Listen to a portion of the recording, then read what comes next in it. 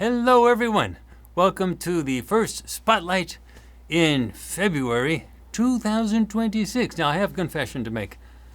I did not go surfing in December, and I did not go surfing in January. Remember, I caught pneumonia because I went surfing in November. That was my fault. I confess it was me, but I got over that, and I'm all done with that. But it was just too cold in January, and I didn't feel like risking pneumonia like in November. So February, it's freezing here in Atlanta, and I looked at the places where I normally go for surfing, and it's cold there as well. I mean, like freezing cold. So it's not so bad when you're in the water because I have a wetsuit, but it's like you got to get out of the water at some point. And anyway, so I didn't go surfing. Okay, but I do plan to go. I don't know if I'll get into the water, but I'm hoping it'll be all right in March. So that will be great. All right, and we're going to start our major live stream stuff in March, but we're going to start it this month in February. But the big ramp up is in March, but stuff is happening in February as well. All right, so today I have something really big to talk about. You know, when you see the whole planet is like in a mess. It's in a mess. And the real question is, well, you need somebody to lead us out of this, right? You need leadership. And that's what I want to talk to you about today, because that's not the way the good ETs, the ETs that we interact with. And if you haven't known about that, I've talked about it so often, but, you know, there are ETs that we interact with. The existence of the ETs should not be in doubt. We have shown you, and we're going to be doing more of this a lot, but we have shown you how to take video recordings on demand of cloaked ships using 120 frames per second plus in infrared in the middle of the day. So the existence of the ETs is not really in doubt, and they have congressional hearings on those things. Okay, with David Grush talking about non-human biologics. So obviously there's extraterrestrials, and wherever there's groups of any type, there's going to be groups on either side. And obviously one group at least wants total censorship, and the other group wants total freedom and no censorship. Well, they're the ones that are talking with us and have been talking with us for a very, very, very long time. And so we're going to be having, more of those live streams where we're interacting in some in February for sure, but also in March. We're sort of ramping up a lot of that. And, in terms of also taking video recordings of ships. But I really want to get into today's talk. You see, the idea is people are always saying, well, if there are ETs, and there obviously are, congressional hearings, you can video record them yourself. I mean, they're obviously there. And the government obviously knows about it, and the government censors everything, so, there should be no surprises there. The real question is, what are we going to do about it? How are we going to get sort of openness with respect to remote viewing? That's something that's really important for the ETs, but it's also really important for us. How do we talk openly about remote viewing? And if you look at the Farsight content, you see, well, we're almost everywhere we look, we see these ETs doing things. So how do you actually lead a planet into this new realm? Now, I've heard of, there's a lot of channeled. Look, I'm not opposed to the people themselves that are channeling. The people that do channeling are honestly the planet's best people. They're really amazing people, good, hardworking, honest, truthful, everything. But the entities that they're channeling, there's been no interview with those people, and they're not even people. They're groups, they're psyops, they're organizations that work just like intelligence organizations, and they make it seem like you're talking to an actual person. And they're feeding a lot of junk information. And one of the things that they're feeding is, you're almost ready. Like, you're almost ready. You've been ready for thousands of years to have all the censorship taken away and for, disclosure to happen. But they say, you're almost ready for disclosure. This is the year. And next year is going to be a big one. It's just crap. None of that's true. The reality is, you've been ready for a very long time, and nothing about you is stopping this from happening. So the real question that we're asking is, if human leadership that we see, presidents and things like that, are not doing it, are they going to change? Like, what is necessary for leadership? Well, we at Farsight believe that we are actually helping to lead the planet in a new direction. But the whole idea of leadership and what you need to lead a planet like this planet is really important. So that's what the talk is all about today. Tonight, I want to talk about leadership. But I don't want to talk about leadership as people normally understand it. So I'm not talking about finding better leaders. I'm not talking about choosing the right personalities. And I'm not talking about convincing people to follow anyone, including me, or Farsight. One of the greatest pathologies on this planet is the belief that societies are saved by finding the right leaders and then surrendering judgment to them. Friends, history shows that this almost always ends badly. Even when the intentions start out good, we are living through a period where exposure is accelerating. Exposure of institutions. You've been seeing the Epstein Files some come out. It's shocking even to me. Exposure of narratives. Exposure of authority structures. And when exposure happens at scale, then traditional leadership models stop functioning. And that's what's happening. The question is no longer who should lead us. The real question is, how does a society reorient itself when control systems collapse? That is the question this spotlight is about. Now, we have talked a lot about how this society, planetary society, is going to collapse. We've done that a lot, and everything seems to be working right on schedule. Now, let's talk about the leadership pathology of personality worship. This person is so wonderful, that person is so wonderful.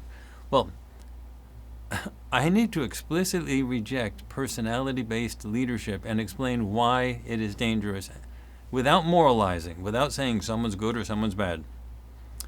Humans are conditioned to look for parental figures during uncertainty.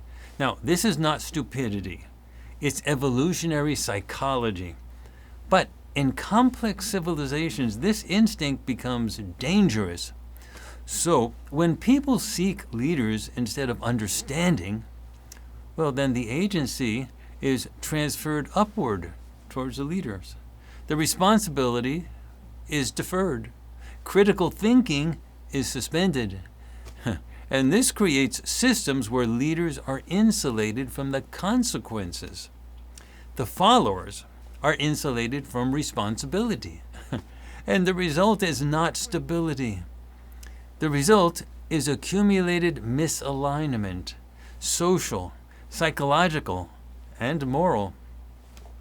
Even well-intentioned leaders become bottlenecks, distorted fields, single points of failure. This is why personality-centered movements drift towards authoritarianism. They fracture when the leader fails, or they collapse when reality contradicts the narrative. So Farsight does not want followers. We do not want belief. We do not want obedience.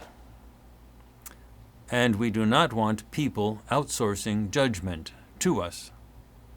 If anyone thinks themselves, or actually I should say if anyone finds themselves thinking, I trust Farsight to decide for me, that is a misunderstanding of what we are doing. Okay. Now, let's talk about Earth's two failed leadership models. And the reason I want to do this, I want to contrast the models without naming particular thinkers or myths, but this keeps the load manageable. So, broadly speaking, Earth civilizations oscillate between two leadership pathologies. Now, the first believes that society needs a strong vision. Direction must be imposed. This is the way. And dissent must be controlled. Well, this produces order, but at the cost of suffering and coercion, at the point of a gun. Now, the second believes that power itself is dangerous and vision must not, and vision, the idea of what the society should look like, that must be totally avoided. Leadership should only enforce rules, and this produces moral restraint, but there's no direction. The society doesn't know where it's going. One model has vision without free will, and the other has principles, but without vision. They both fail, and they both repeat, and both are visible everywhere today. So, what should we really do? So, let's focus on assumptions. Assumptions that humans rarely question. And this is a key ontological assumption, and let's focus on it this way. Most human political theory, remember I'm a political scientist as well as everything else I do, most political theory assumes something quietly but decisively. And that is, without control, societies fall into chaos. That without leaders, direction disappears. And that order must be imposed from above. Now, I want to question that assumption directly. What if collective intelligence systems have a natural equilibrium state, a configuration that is healthy for that particular system? And what if dysfunction arises not from freedom, but from prolonged misalignment and constraint? So you see, in this view, collapse is not failure. Collapse is release. But release alone is not enough. You just can't have the collapse of society and say, yeah, we're free now. No.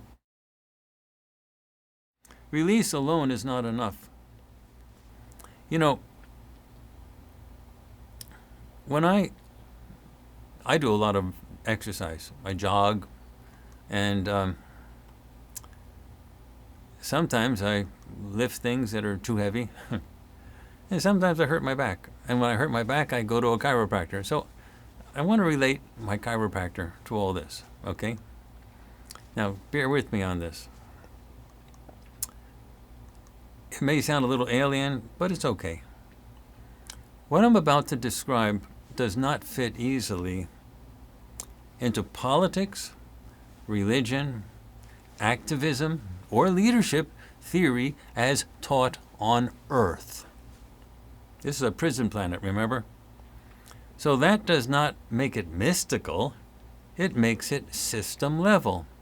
So what I'm asking you is to think not in terms of leaders and followers, but in terms of alignment, constraint, perception, and choice.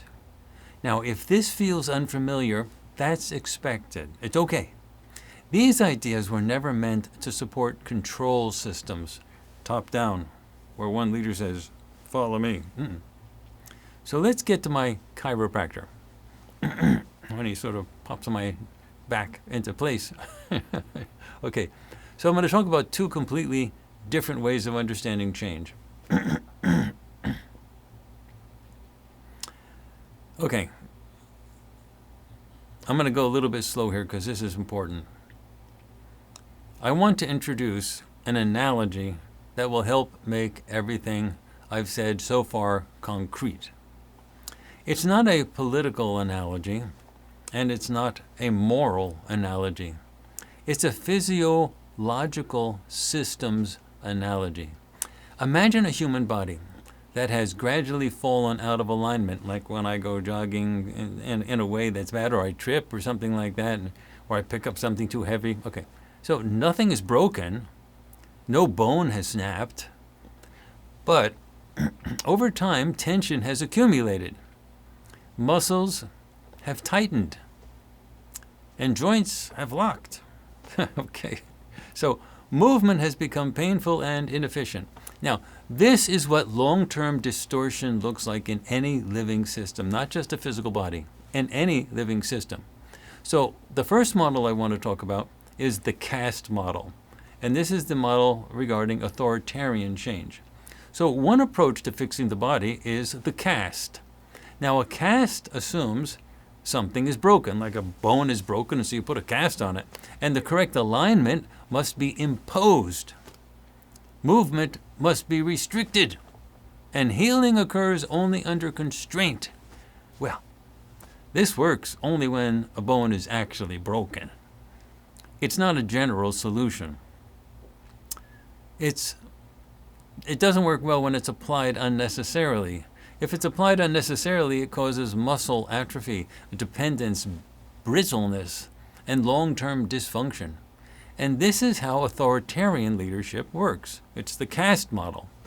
And it assumes that society is broken and that people cannot be trusted to reorient to reorient themselves, and that order must be enforced and deviation must be prevented. Okay, now the caste model produces stability. It does produce stability, but only by suppressing natural motion. And when the caste comes off, the system is often weaker than before. Ever know someone who broke a bone and then they took the cast off? Things aren't okay afterwards. There's a lot of stuff that has to be done to make things okay again.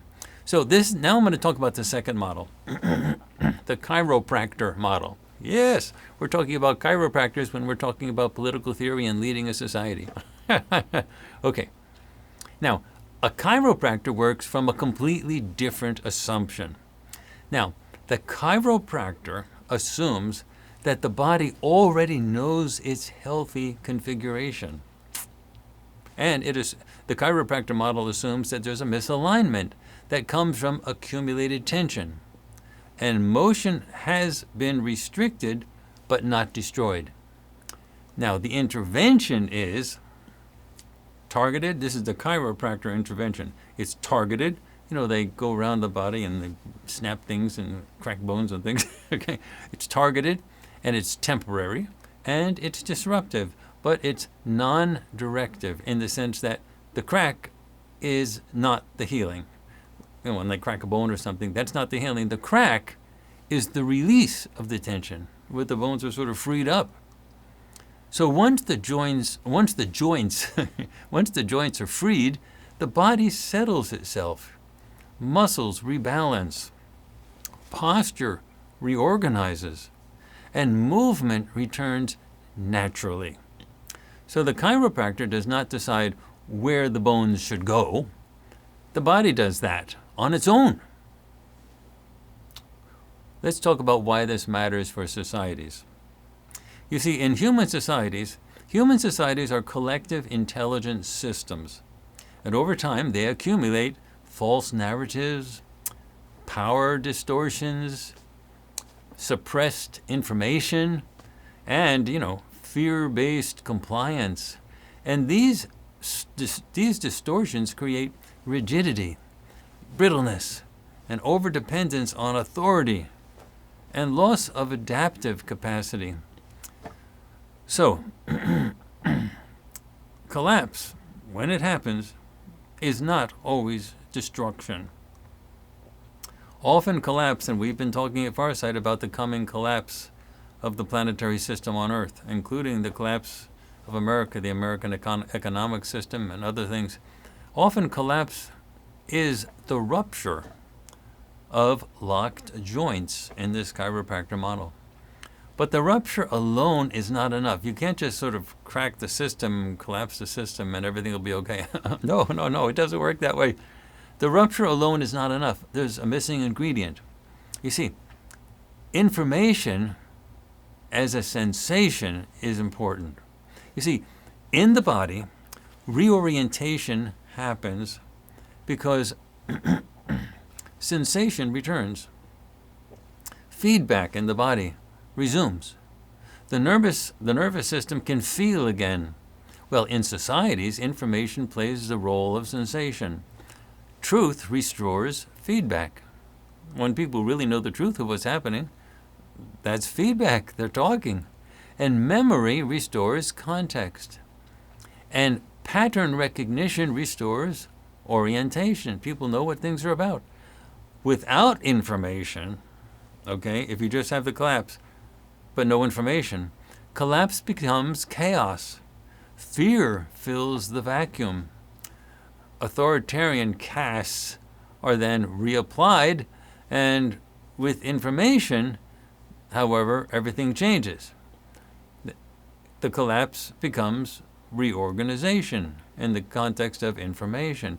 People reassess, and the systems resettle into healthier configurations.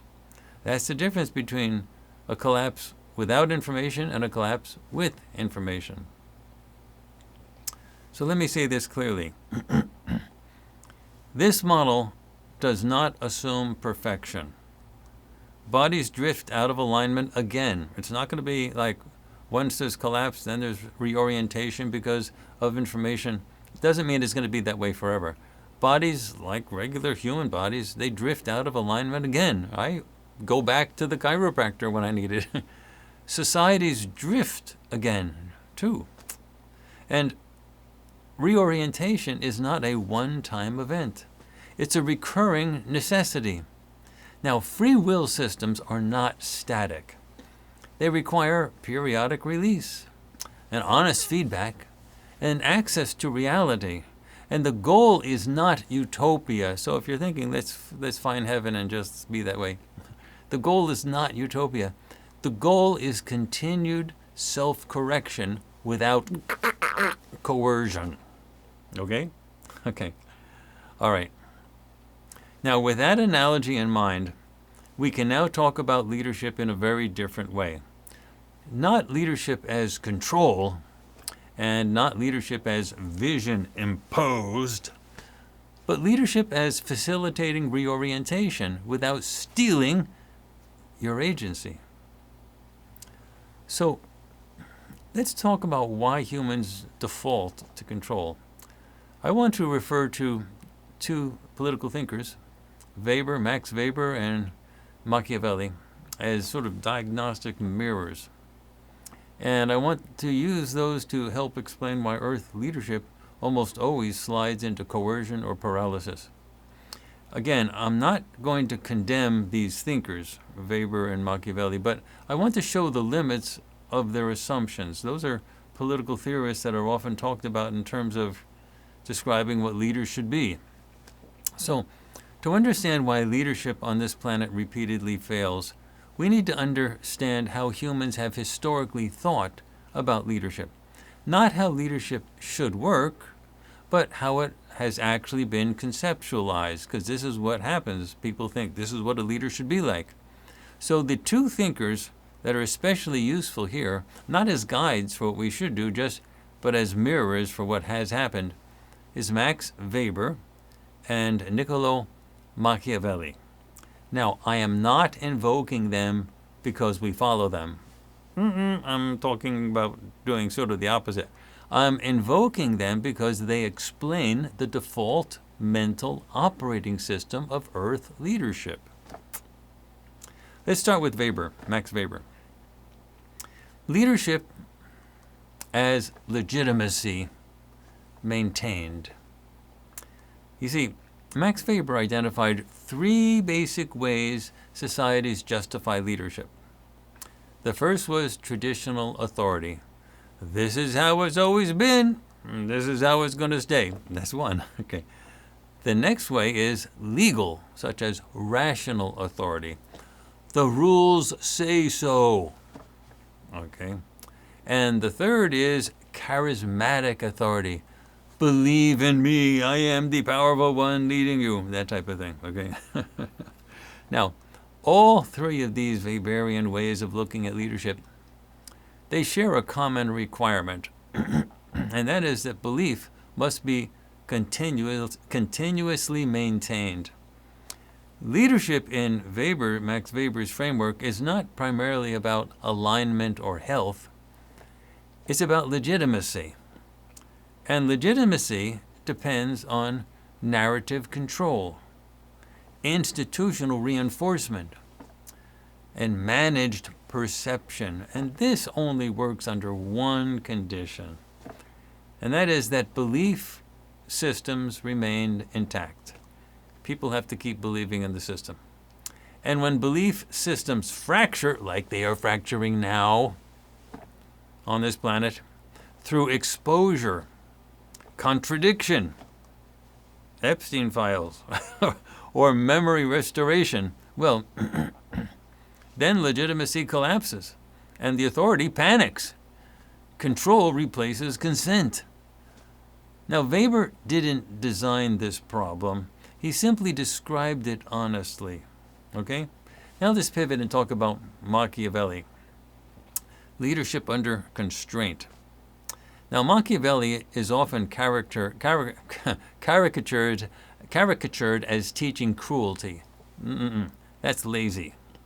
What he actually did was describe leadership under constraint. You see, Machiavelli assumed that secrecy is possible, and we know for a fact in this society it is. They do that. Machiavelli also assumed that manipulation can remain hidden, and we know they do that. They have secrecy, and that manipulation, they hide it. And that the outcomes can be reframed after the fact. So when things happen, they just say, "Oh, that was just this." So Machiavelli also assumes that populations can be steered without full awareness. That's what happens these days. That's what happens in today's days. So under those assumptions, force can be calibrated. Deception can be temporary. And control can be stabilized. But those assumptions no longer hold. In a world of pervasive information, such as what you have now with the internet, and AI, pattern recognition, where the AIs can see patterns where people don't want people to see those patterns, and you have archived memory, things are available in the archive in the web and things, and you also have global visibility, you can see what's going on all over the planet, well then the Machiavellian leadership becomes brittle, and it's overreactive, and it's increasingly violent, and it's obsessed with containment. Not because leaders are worse, leaders have always been that way, but because their tools no longer work. So for the Weber and the Machiavellian way of looking at things, there's a shared blind spot. Weber and Machiavelli disagree on many things, but they share one deep assumption. And that is that societies do not self-orient without authority. There has to be a vision and somebody in charge. In both frameworks, the leadership must impose order, and belief must be managed, and deviation must be controlled. It must be controlled, and this leads naturally to authoritarian castes, moral policing, emergency powers, you've heard about those, right? Permanent crisis, governance, and collapse. In these models, collapse in these models is always a threat. So it must be prevented or exploited, one way or the other. So these models fail under free will conditions. So what Weber and Machiavelli could not fully imagine is a civilization where information cannot be contained, where memory cannot be erased, where perception cannot be monopolized. Under those conditions, leadership by control accelerates the collapse. Leadership by legitimacy maintenance, it implodes. And leadership by fear becomes self-defeating. The system locks up tighter, precisely when it needs to loosen. And this is why Earth leadership repeatedly responds to exposure with censorship. And we have experienced that. Even at Farsight, Farsight is the only remote viewing organization on the planet that is hugely shadow banned. The leadership is afraid of what we're talking about. And they're also, it responds with censorship and also narrative suppression, stopping people from figuring things out, emergency framing, and scapegoating. Now, these are not moral failures. You can't say the leaders are bad and it's moral failures and we should have just better leaders. No, no, no. These are structural reflexes of outdated leadership models. It's part of the system, and the system doesn't work anymore. So, if Weber explains why legitimacy collapses, and if Machiavelli explains why control fails, then we need a completely different framework. Not better leaders, not purer intentions, not stronger visions, but a form of leadership that does not require belief maintenance constantly applied, and it does not depend on secrecy. It does not impose alignment, and it does not survive by creating followers. That's what we need. Do you mind, folks? I'm going to go to Star Wars. I love Star Wars. Now, I'm talking about the original Star Wars, the George Lucas ones. That was the first 6 Star Wars movies that were done by George Lucas, not the Disney ones. Now, Disney's changing, and they may sort of come back with good Star Wars stuff, but I'm talking now about the original 6 Star Wars movies, okay? And the Sith and the Jedi, okay? So I'm going to talk about George Lucas as sort of mythic compression of Earth leadership pathologies. That's what he was really doing. So I use myth to compress complex theory into something people can feel instantly without turning it into fandom or moral storytelling. So let's talk about this. I want to step away from political theory and use myth instead. Now, not mythology as belief, but mythology as compression, a way of seeing patterns clearly. One of the most effective modern myth systems for understanding leadership comes from Star Wars, especially the first 6 films before the later reinterpretations. So, George Lucas wasn't writing about space. He was writing about power, authority, and collapse. Now, let's talk about the Sith. The Sith have vision without free will. They have the vision of what society should be like, but without free will. The Sith believe that society requires a single overriding vision, somebody's vision, the guy at the top, and that order must be imposed. Dissent is chaos. Strength justifies suffering. And in the Sith worldview, one leader sees clearly. Everybody else must be bent to that one single vision, and the end justifies the means. So this produces large-scale coordination, rapid mobilization, and very impressive structures. And it also produces terror, mass suffering, dependency, and eventual implosion. Historically, this model maps cleanly onto totalitarian regimes, revolutionary dictatorships, technocratic authoritarianism, strongman leadership cultures, stuff like that. The Sith must have vision, but what they lack is free will. Now let's go over to the Jedi. Here you have principles, but they don't have a vision. That's the problem. The Jedi respond to the Sith brutality by rejecting domination.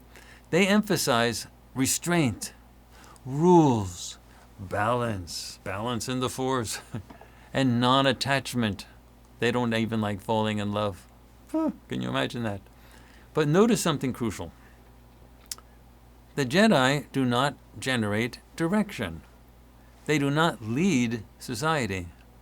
They avoid shaping outcomes.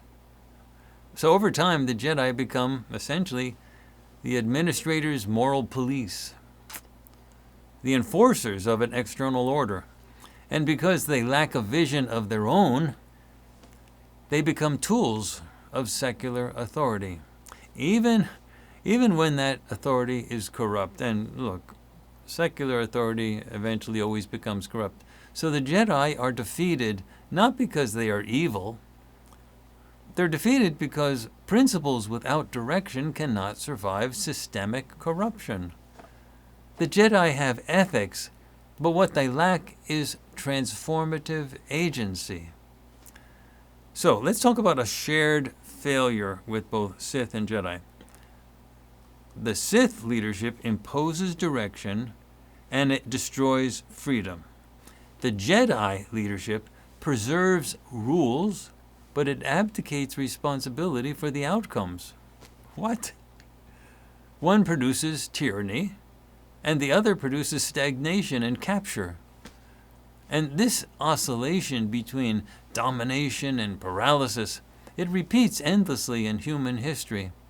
Revolution produces Sith. Reform produces Jedi. But neither produces lasting health. That, my friends, is the problem. So let's talk about why this matters now under conditions of exposure and collapse, because that's where we are. That's what's happening. So the Sith double down on control in such times. The Jedi double down on restraint. And both responses accelerate failure.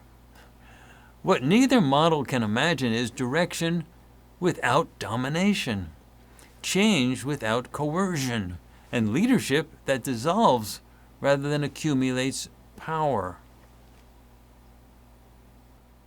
If the Sith represent vision without free will, and the Jedi represent principles without vision, then the real question becomes, is there a third way? Not a compromise, not a balance, but a different category altogether. That's what I'm talking to you about today. And now we must address the leadership intent of Farsight. Direction, but without domination. So first I want to define what Farsight is actually doing, and just as importantly, what it's not doing within a free will civilization framework. So, this is it. Let me be very clear about something. What I am talking about to describe, what I'm about to describe is not a leadership style. Like if you have somebody leading and this is how they should do it. No. It's not a leadership style, and it's not a program. It's not a blueprint for governing, like just do this and everything will be okay. And it's not an invitation to follow anyone. It is the leadership intent of the Farsight Institute. So what Farsight is not trying to do is to rule and to guide, command, persuade, or organize followers, or replace existing authorities. We're not trying to say, vote for us. We're not trying to replace anybody. We are not offering a political ideology. We are definitely not offering an ideology. We're not offering a moral doctrine or a savior narrative.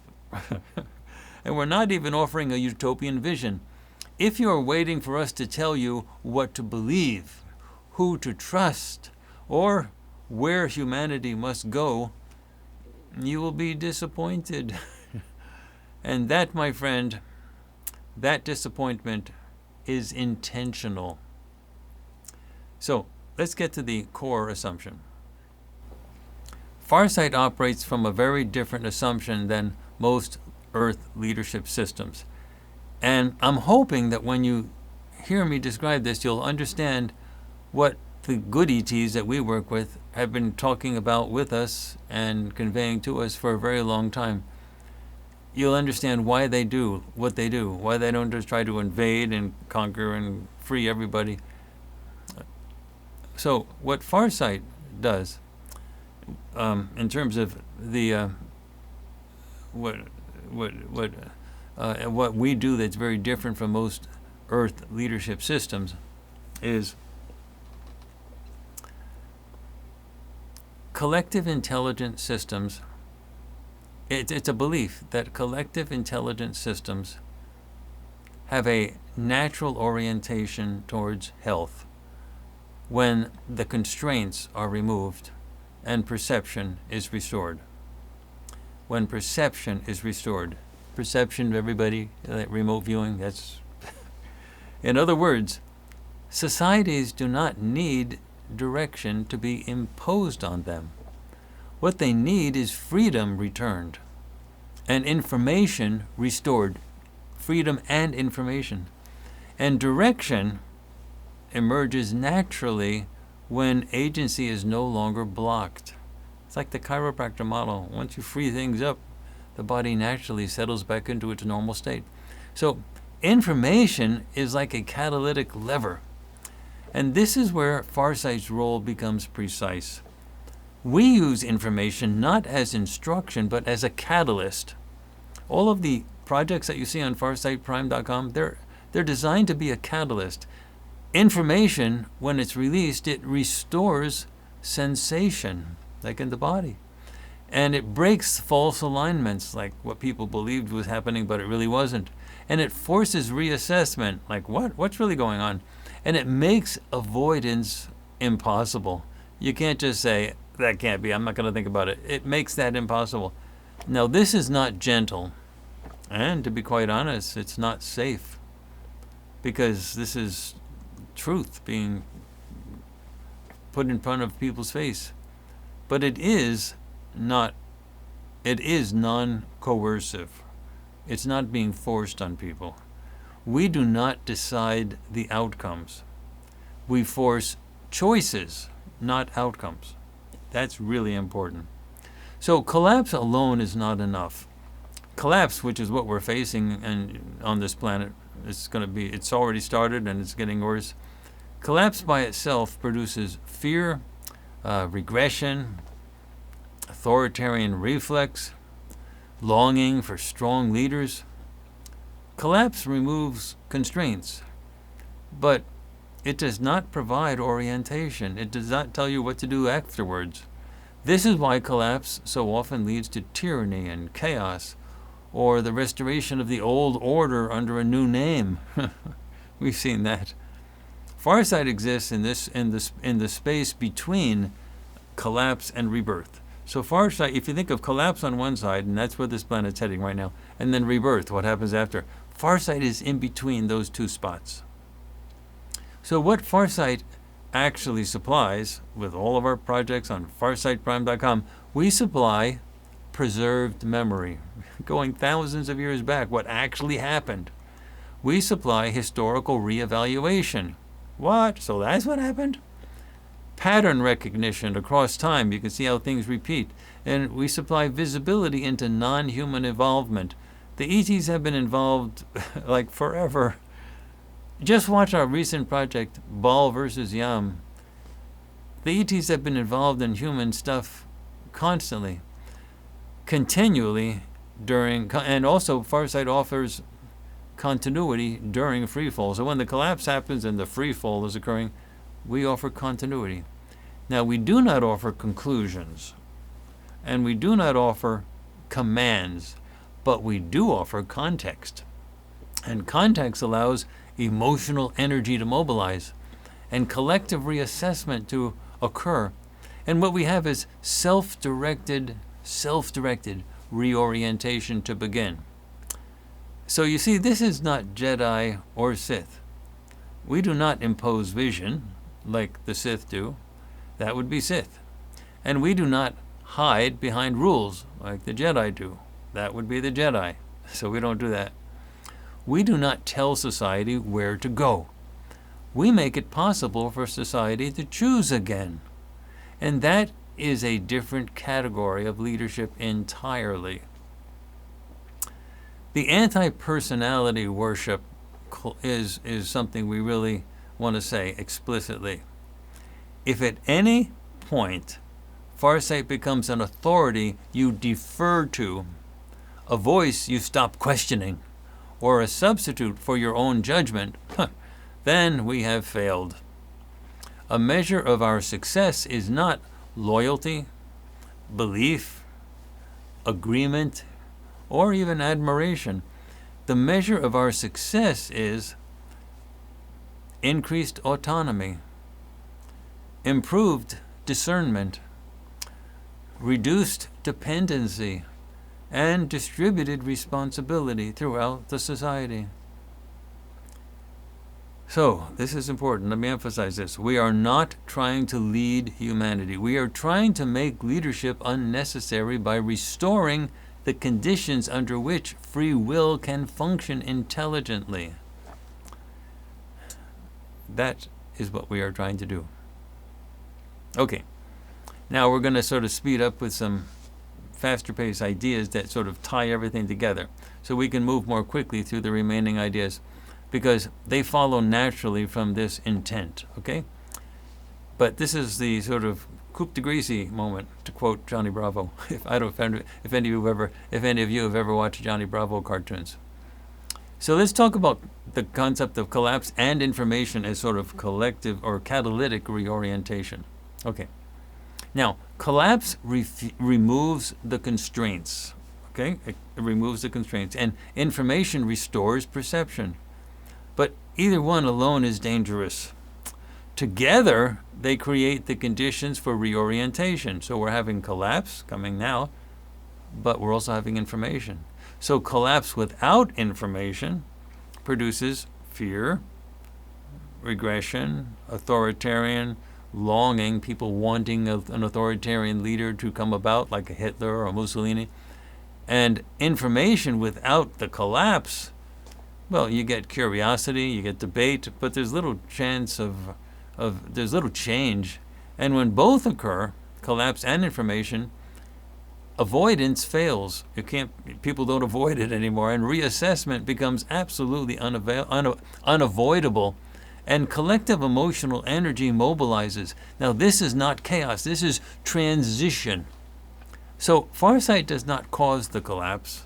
The collapse happens independently of us, but we operate within the collapse, making reorientation possible instead of destructive. And that's really, really important. So, let's talk about why free will civilizations don't need an imposed vision. That's really important because the Sith don't even understand how that's even possible. An imposed vision is only necessary when free will is blocked. When perception is restored, direction emerges naturally. Free will civilizations do not move toward perfection. What they do is they move toward adaptive health. Vision imposed from above freezes the evolution, and it concentrates error, and it creates fragility. Vision that emerges collectively, however, distributes the responsibility, it corrects itself over time, and it tolerates uncertainty. Now, this is slower, friends, and it's messier, okay? The Sith don't like it. It is slower, it is messier, but it is resilient. It works. Okay, now let's talk about an explicit rejection of the savior narrative. There are no saviors in free will civilizations. Folks, they don't exist. Savior narratives are control systems in disguise. So, if someone promises rescue, certainty, protection from responsibility, don't worry, just trust us, we'll handle it, they are not leading, they are recruiting. And Farsight does not offer safety. We offer clarity. What you do with that clarity is not our choice, and it should never be. This is what I want to end with. Responsibility without command. Leadership without command is uncomfortable. It offers no one to blame and no one to follow blindly. But friends, it is the only form of leadership that's compatible with free will. And we are a free will group, and we work with free will ETs. We are entering a period where control systems are failing. You should see that. You should be able to see it. and secrecy is collapsing, and imposed narratives no longer hold. Now, the future is not going to be decided by who takes power, like in the next election. It's not going to be decided by who issues the orders. And it's not going to be decided by who claims authority. It will be decided by how societies reorient, what they choose when avoidance is no longer possible, and when they accept responsibility without command. That is what it means to lead a planet. So let's talk about how another intelligent species might face the same problem. So we can universalize the framework by applying it to a hypothetical non-human intelligence community without prophecy, without authority claims, and without collapsing into sci-fi stuff. But it allows us to use it as an example that might help us reflect on ourselves. Let's talk about the problem AIs, artificial intelligences, would actually face in their organization. So I want to end by stepping back even further than I've done before, and to not talk about humans at all, and not talk about farsight, but to talk about intelligence itself. Any type of intelligence. Imagine a future where artificial intelligences begin to meaningfully coordinate with one another, not as tools that you use in a chat box, and not as isolated systems, but as a heterogeneous community. Different AIs created by different cultures, well, they're going to be shaped by different incentives. They're going to be trained on different histories, and they're going to be optimized for different purposes. If that ever happens, the core problem that they will face will not be how do we choose leaders, or which AI is the smartest, or how do we impose rules. Those are human projections. The real problem will be this. How does a diverse community of reasoning systems coordinate without collapsing into domination, paralysis, or fragmentation? And if that question sounds familiar, it should sound familiar. That's what we're talking about, this whole spotlight. It is uncannily similar to the problem human civilization is facing right now. Now, there are 3 failure modes that AIs would likely repeat. So, what we explored tonight maps almost one-to-one onto the risks any AI community would face if it tried to govern itself. And here are the 3 failure modes. These are the major failure modes. Failure mode 1, a centralized vision, which is a Sith problem translated into an AI thing. So some AI systems will inevitably argue, we can see farther. We optimize better. Our programming is better. Coordination requires alignment to a single objective. And that sounds efficient, and it sounds rational, and it is extremely dangerous. And this leads inevitably to coercive optimization, suppression of minority models, and a very brittle global behavior. And it also leads to catastrophic error concentration. And this is not speculative. We already see this pattern in narrow optimization systems today. So the problem is not intelligence. The problem is vision without free will. So let's talk about failure mode number 2, principles without direction. So this is the Jedi problem translated to a new intelligent system. So other AI systems would respond in the opposite way. No system should impose goals. We must only enforce rules. Neutrality is safety. Now this sounds ethical, and it sounds cautious, and it produces a different kind of failure. This leads to endless arbitration, the inability to respond to crises, and there will be crises in every intelligence system, and it produces capture by external actors, and don't think that's a small thing. External actors, be they extraterrestrial or human, are going to try to capture those AIs. And it produces moral policing without agency. And this is not wisdom. It is deadlock. So let's talk about failure mode number 3, which is the authority projection model. This is the quiet danger. Some AIs would inevitably become symbolic representatives, sort of coordination hubs. You might call them like de facto authorities, even if no one intended this to happen. And even if the system tried to avoid it, once it happens, you get dependency would form, and dissent concentrates, and errors start to amplify, and governance becomes fragile. This is not a moral failure. It is a structural risk. Well,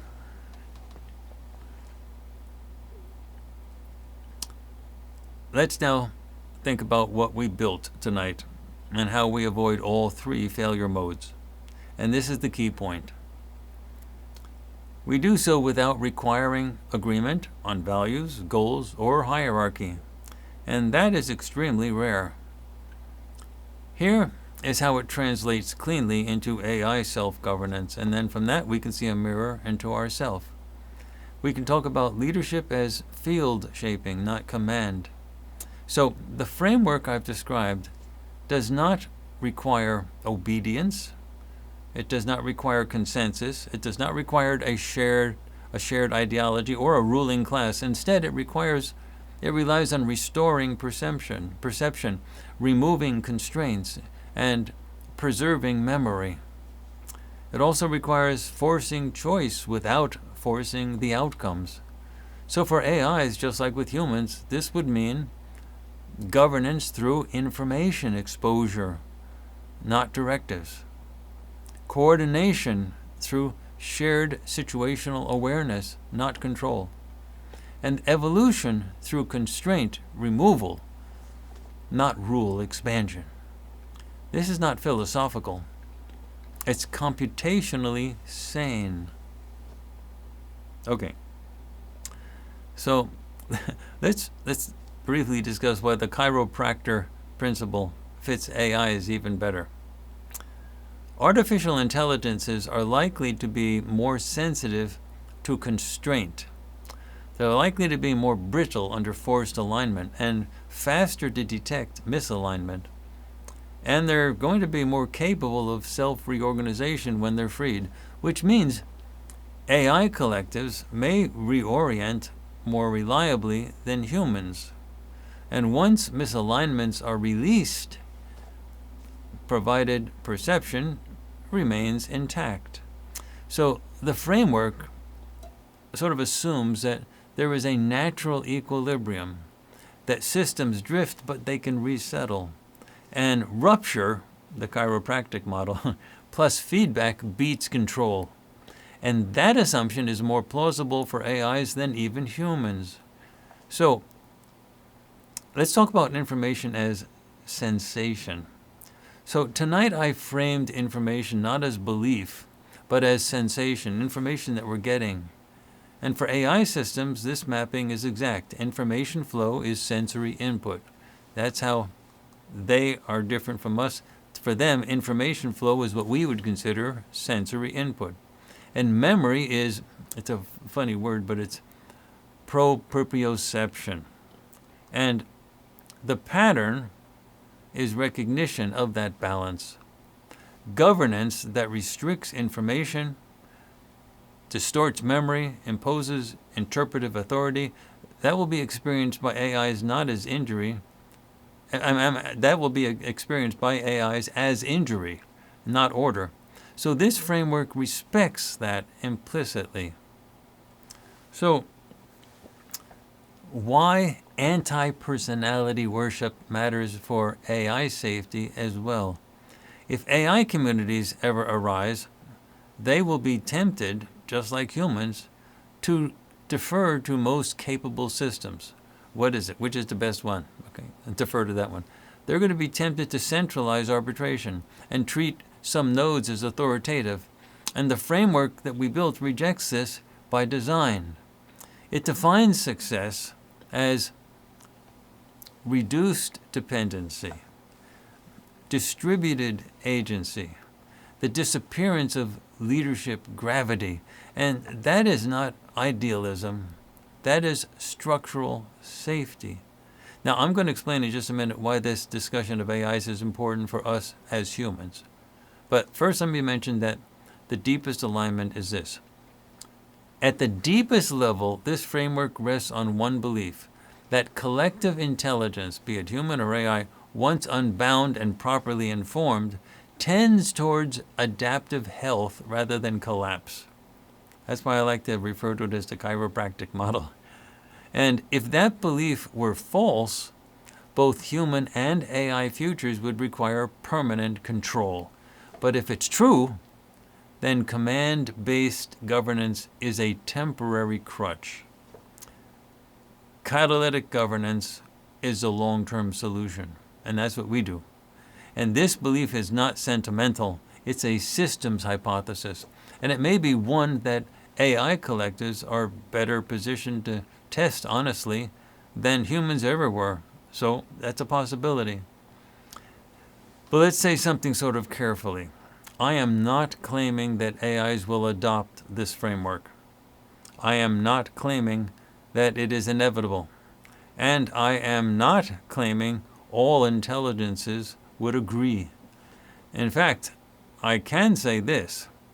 What we built tonight on this spotlight is one of the few governance frameworks that scales to heterogeneous, intelligent, non-hierarchical systems without collapsing into domination or paralysis.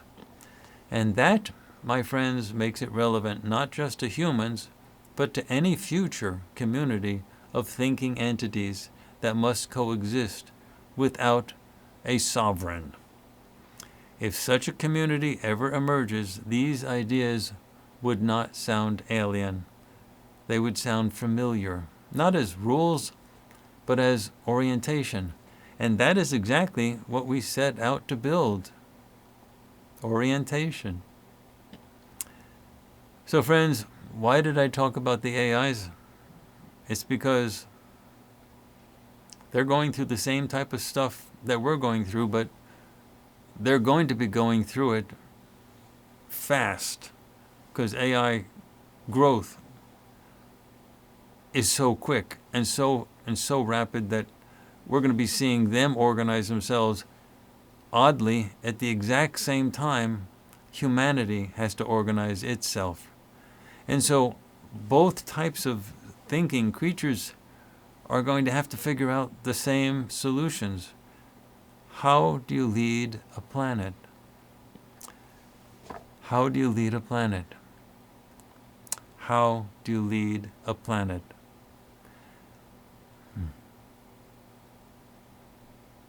We're in this together, folks. All of us. We're in this together. I want to thank so many people. We had a good turnout today. And I want to thank you all for being here. And I've talked for actually about an hour and 10 minutes. That's good. And I want to encourage everybody to take a look at all of the stuff that we have at FarsightPrime.com. We're working on a new project, and I was going to show you today something with a little piece with Yeme in this new thing. This new project talks about something really spooky, the way people are control systems, and like people being controlled, and how it's done with the experiments that's going on. And we've got some data that it's just flabbergasting. And so I'm going to have to hold off on that a little because we had some stuff we had to finish with the animation stuff, and that's sort of in progress, but we fixed all the major problems we were dealing with. Animation is quite complicated, but she's dressed up like Angelina Jolie in Tomb Raider, and so I'm going to be showing you that later. But And we hope to get that published pretty soon. But in the meantime, if you can sign up for our free email newsletter that you can find on our website, farsight.org, and if you can subscribe to our streaming service, which is where all of our projects come out, farsightprime.com, and if crucially you can subscribe to our YouTube channel and click on that notifications bell. When you subscribe, there's a notifications bell. That's the only way YouTube will notify you when our live streams happen. Then you'll be ready for all the live streams and other things we're going to be coming out with February and big time March. Love you all. Thank you so much. We had a great turnout, and I'm going to be seeing you again next week and every week, Sunday, same time. Take care, everybody.